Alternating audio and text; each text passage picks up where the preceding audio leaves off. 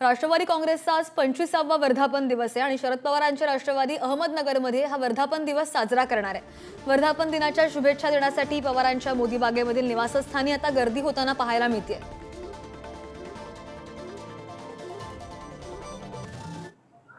शरदचंद्र पवारांच्या राष्ट्रवादी काँग्रेस पक्षाचा वर्धापन दिन आज अहमदनगर या ठिकाणी साजरा होत आहे। 25वा वर्धापन दिवस हा अहमदनगर शहरामध्ये साजरा होत आहे आणि आपण पाहू शकता की या सभेची जय्यत तयारी या ठिकाणी सुरू आहे।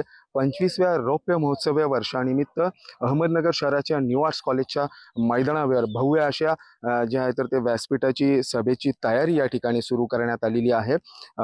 राज्यभरातून हजारोंच्या संख्येने कार्यकर्ते असतील, पदाधिकारी, नेते असतील, ते या ठिकाणी आज जमा होणार आहे।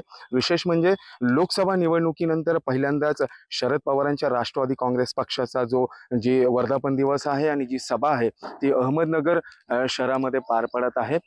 लोकसभा निवडणुकीमध्ये महाराष्ट्र राज्यात शरदचंद्र पवारांच्या राष्ट्रवादी काँग्रेस पक्षाला घवघवीत यश मिळालं आणि त्यामुळे या सभेनिमित्त सर्व नवनिर्वाचित खासदारांचं देखील या ठिकाणी जे आहे तर ते भव्य असा सत्कार होणार आहे।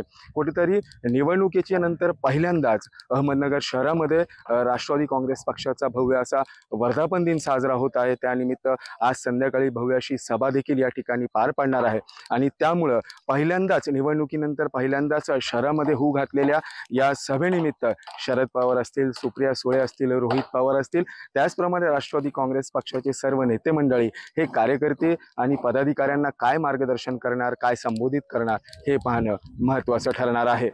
उमेर सय्यद, पुढारी न्यूज, अहमदनगर।